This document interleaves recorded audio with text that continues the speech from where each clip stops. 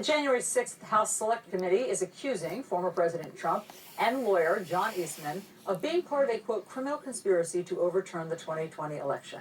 The allegation is part of a court filing by the committee in an attempt to access Eastman's emails. Eastman is refusing to turn some over, claiming attorney-client privilege. Also today, former Trump White House spokesman Judd Deere appeared before the committee. The lawmakers believe he has firsthand knowledge of Trump's behavior before and during the Capitol riot.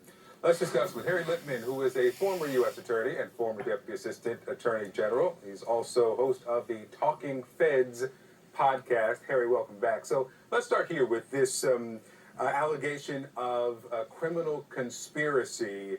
One, do you see the evidence to support that? And second, should we then expect a referral over to the DOJ, or is that too neat and short of a line to draw so soon?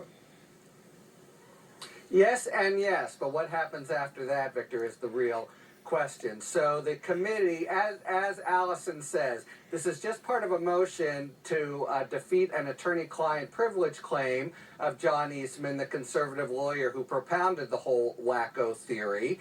And he's trying to protect it on attorney-client privilege, his documents, his testimony he's already pleaded the fifth to. On the documents, he's saying attorney-client privilege. It's a lousy claim for several reasons. But one of them, and this is the third, the court doesn't need to adopt it, is that if your client, here Donald Trump, is actually planning a crime, there's no attorney-client privilege. So that leads the committee to say, look, there are two federal crimes afoot here, basically having to do with deceitfully trying to keep the Congress from doing its work. Pretty important, and they do drop some of the voluminous evidence they've been getting, basically where people say to Trump, no ifs, ands, or buts. You're totally all wet here, and that tends to show his intent that he can't say it's at all innocent. So that's happening now for that motion, and I think it means they will almost certainly do a referral down the line, maybe in a couple months.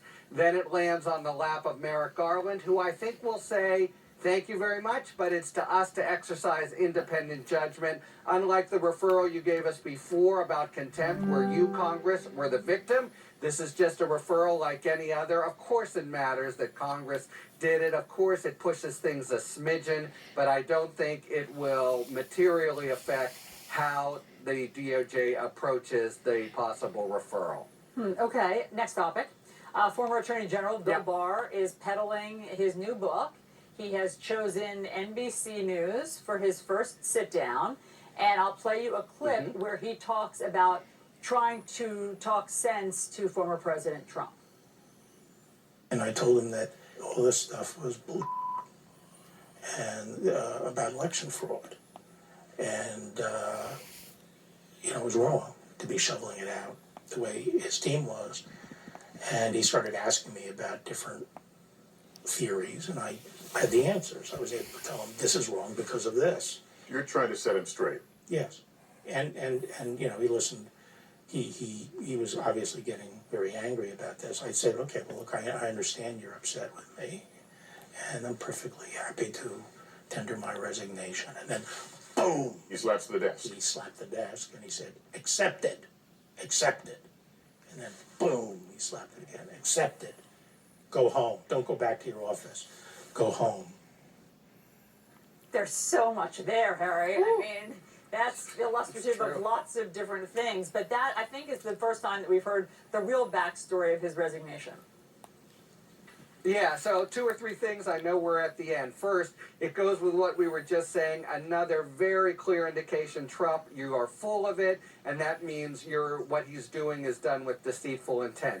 As to Barr, it shows, again, that Trump has no friends who he keeps for a long time, and that he was so vehement that he would actually take the hit. And it was a hit when Barr walked away, because everyone knows that it was Barr who'd been a friend to him who was putting this out, and Trump cared more about the lie than he did about the political hit. 18 more things to say, but those, I think, are the headlines.